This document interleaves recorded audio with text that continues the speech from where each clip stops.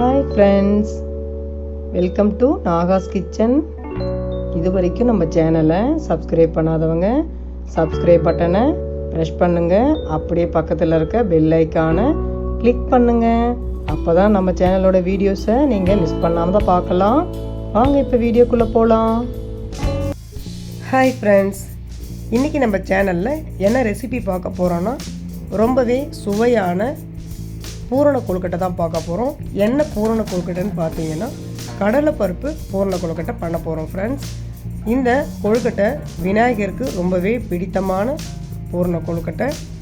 இந்த விநாயகர் சதுர்த்தி ஸ்பெஷலாக இந்த வீடியோவை செய்து அப்லோட் பண்ணலான்னு சொல்லிட்டு நான் இந்த வீடியோவை எடுத்து உங்களுக்கு அப்லோட் பண்ணுறேன் ஃப்ரெண்ட்ஸ். இதை எப்படி செய்யலான்னு பார்க்கலாம் வாங்க. 1.5 டம்ளர் ரைஸு நான் எடுத்துக்கிட்டேன், பச்சரிசியை, அதாவது 300 கிராம். இதை நல்லா கழுவிட்டு 1 ஹவர் ஊற வச்சிடலாம். கழுவி எடுத்துகிட்டு தண்ணி பிடிச்சி வச்சுட்டேன். இது 1 ஹவர் ஊறட்டும். ஊற வச்ச அரிசியை 1 ஹவர் டிஸ்டர்ப் பண்ணாமல் வச்சிடலாம். ஊறட்டும். ஊறுனுச்சிங்கன்னா உங்களுக்கு நல்லா அந்த ஊறின தன்மை நல்லா தெரியும். இப்போ கடலைப்பருப்பு 1 டம்ளர் கோபுரமாக எடுத்துக்கிட்டேன். இதையும் நல்லா கழுவிட்டு நம்ம ஊற வச்சுக்கலாம். இது பாருங்கள், கழுவி எடுத்துகிட்டு நான் தண்ணி பிடிச்சு வச்சுட்டேன். இதுவும் ஊறட்டும். ஊறினா கொஞ்சம் சீக்கிரமாக வெந்துடும், அதுக்காக ஊற வச்சுருக்கேன். நான் 1.5 வெல்லத்தை உடச்சி வச்சுருக்கேன். அதாவது பெரிய உருண்டையில் 1.5 வெல்லம். இவ்வளோ வெல்லமும் இதுக்கு தேவைப்படாது, ஆனால் நான் உடச்சி வச்சுக்கிட்டேன். உடச்சிட்டு 1 டம்ளர் கோபுரமாக எடுத்துகிட்டு இந்த பவுலில் சேர்த்துட்டேன். மீதி வெல்லத்தை நம்ம எடுத்து வச்சுக்கலாம். இன்னொரு கொழுக்கட்டை பண்ணுறதுக்கு அதை யூஸ் பண்ணிக்கலாம். பாருங்கள், இந்த பவுலில் இருக்கிறத மட்டும் நான் மிக்சியில் சேர்த்துட்டு இதை அரைச்சிக்க போகிறேன். அதாவது 2-3 பல்ஸ் விட்டு எடுத்துக்குங்க.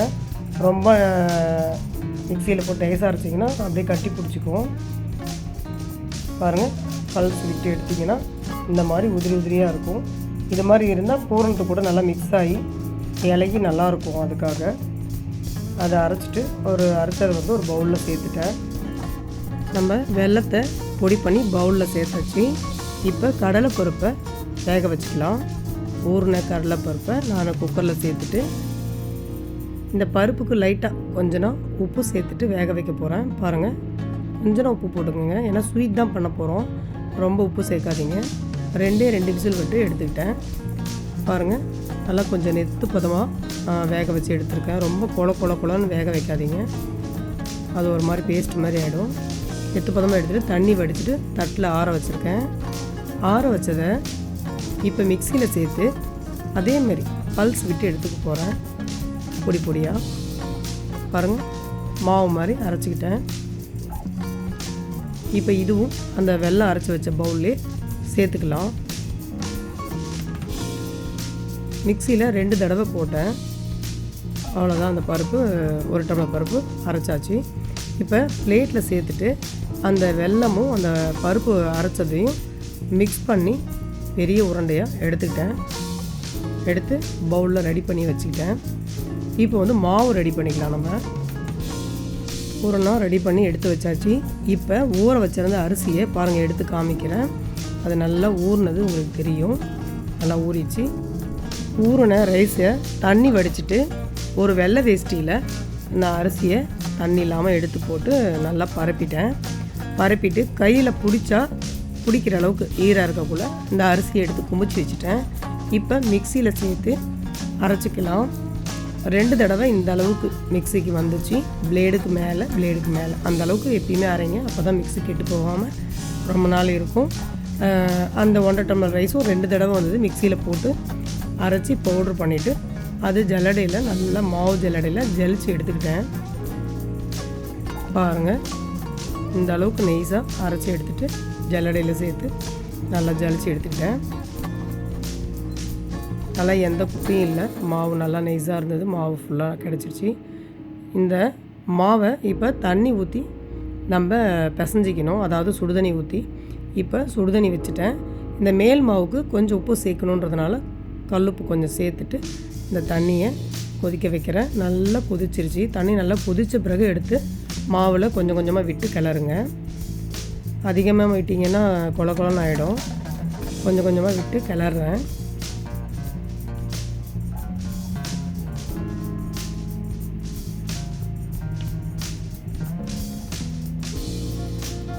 கொஞ்சம் கொஞ்சமாக விட்டு கிளறுறேன் ஃப்ரெண்ட்ஸ். நான்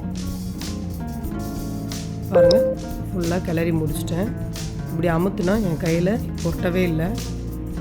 அந்த அளவுக்கு இருந்ததுன்னா உங்களுக்கு கரெக்டாக இருக்கும். இப்போ வந்து உருண்டை பிடிச்சி பார்க்குறேன். கையில் ஒட்டாமல் நல்லா வருது. இப்போ முதல்ல ஒரு 6 உருண்டை பிடிச்சி வச்சுட்டேன். நான் தட்டுறதுக்காக ஒரு பால் கவரை தான் க்ளீன் பண்ணி வச்சுட்டேன். அதில் மாவு நல்லா தட்டிட்டு உள்ளே பூரணம் வச்சுட்டு நல்லா 2ஆக மடித்து மூடிக்கலாம். பருப்பு பூரணத்தை வச்சுட்டேன் நான். இப்போ கவரை 2ஆக மடித்து அந்த கொழுக்கட்டை மாவை 2ஆக ஒட்டுற அளவுக்கு லைட்டாக ஒரு அழுத்தம் கொடுத்துக்கலாம். ஓரத்தை அமுத்திட்டு நல்லா ஒட்டிக்கும். இந்த ஒயிட் மாவு ஏன் அந்த கவரில் ஒட்டுதுன்னா, நான் கவரை தண்ணியில் வாஷ் பண்ணிவிட்டு அப்படியே வச்சு தட்டிட்டேன். அதனால் அந்த ஈரப்பதம் இருக்கிறதுனால இந்த கொழுக்கட்டை மாவு அதில் ஒட்டிடுச்சு.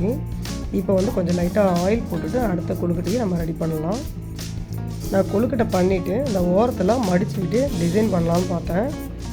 அது கொஞ்சம் ஈரப்பதமாக இருந்தனால சரியாக வரல. அடுத்தது உங்களுக்கு பண்ணி காமிக்கிறேன். இப்போ கவரில் லைட்டாக எண்ணெய் பூசிட்டு அடுத்த உருண்டையை நான் தட்டி காமிக்கிறேன். ஓரம் எதுவுமே வெடிக்கல பாருங்கள். இந்தமாரி வெடிக்காமல் இருந்தாலே கொழுக்கட்டை ஃபோல்டு பண்ணி நல்லா வேக வைக்கக்குள்ளே உங்களை அந்த பூர்ணம்லாம் வெளியே வராமல் நல்லாயிருக்கும். இப்போ நல்லா தட்டிட்டு மறுபடியும் இதிலே பூர்ணம் வைக்கிறேன். அதை அமுத்திட்டு நல்லா 2ஆக மடிச்சுட்டு ஒரு அழுத்தம் கொடுத்துக்கிறேன். பாருங்கள் அடுத்த கொழுக்கட்டை ஒட்டாமல் வந்துடுச்சு. இப்போ அந்த ஓரத்தெல்லாம் சும்மா மடித்து விட்டு டிசைனும் ஆச்சு. அந்த பூர்ணம் வந்து வெளியிலையும் வராது. அந்த அளவுக்கு மடிச்சிட்டேன்.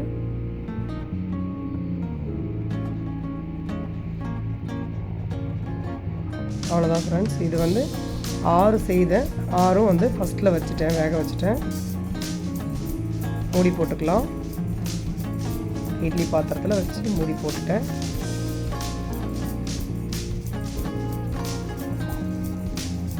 அடுத்தது பார்த்தீங்கன்னா இன்னும் ஒரு 6 உருண்டை பிடிச்சிட்டு 6 கொழுக்கட்டை பண்ணி ரெடி பண்ணி வச்சுட்டேன். அது வெந்த உடனே இதை வச்சு வேக வச்சுக்கலாம்.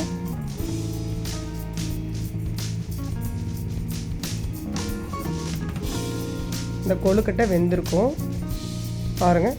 ஓப்பன் பண்ணி பார்க்குற ஒரு 7 நிமிஷத்தில் வெந்துச்சு. வெந்தது உங்களுக்கு நல்லாவே தெரியுது. இதை வந்து எடுத்துகிட்டு அடுத்தது நம்ம ரெடி பண்ணி வச்சுருக்க கொழுக்கட்டையும் நம்ம அதேமாரி வேக வச்சுக்கலாம். ஃபஸ்ட்டு வேக வச்சதை எடுத்து பிளேட்டில் வச்சுட்டேன். அடுத்த செட்டை எடுத்து வேக வைக்கிறதுக்கு வச்சுட்டேன். அதையும் மூடி போட்டு வச்சுக்கலாம். அவ்வளோதான் ஃப்ரெண்ட்ஸ். ரொம்பவே சுவையான கடலைப்பருப்பு பூரண கொழுக்கட்டை ரெடி பண்ணியாச்சு. இதில் வந்து நீங்கள் தேங்காய் போடுறதுன்னா தேங்காய் துருவி போட்டுக்கோங்க. ஏலக்காய் பொடி பண்ணி கொஞ்சம் போட்டுக்கோங்க. ஏலக்காய் என்கிட்ட இப்போ இல்லை, அதனால் நான் போடலை. அப்புறம் தேங்காய் வேணான்னு சொல்லிவிட்டு தேங்காய் இல்லாமல் நான் பண்ணிக்கிட்டேன். ஏன்னா இருந்ததுன்னா மறுபடியும் இருந்தால் கூட நல்லாயிருக்கும் சாப்பிட்லான்ட்டு தேங்காய் சேர்க்கல நான். நீங்கள் தேங்காய் சேர்த்துக்கோங்க, ஏலக்காவும் பொடி பண்ணி சேர்த்துக்கோங்க. சரிங்களா? அப்புறம் இந்த ரெசிப்பியை செய்து சாப்பிட்டு பார்த்துட்டு இதனுடைய டேஸ்ட் எப்படி இருந்ததுன்னு எனக்கு கமெண்ட் பண்ணுங்கள் ஃப்ரெண்ட்ஸ். இந்த வீடியோ உங்களுக்கு பிடிச்சிருந்ததுன்னா லைக் பண்ணுங்கள், ஷேர் பண்ணுங்கள், அப்படியே நம்ம சேனலை சப்ஸ்கிரைப் பண்ணுங்கள் ஃப்ரெண்ட்ஸ். அப்போ தான் நம்மளோட வீடியோ உங்களுக்கு உடனுக்குடனே கிடைக்கும். நீங்களும் பார்த்து சமைச்சி சாப்பிட்டுட்டு ஹெல்த்தியாக இருங்க. இன்னொரு வீடியோவில் பார்க்கலாம் ஃப்ரெண்ட்ஸ். பாய்.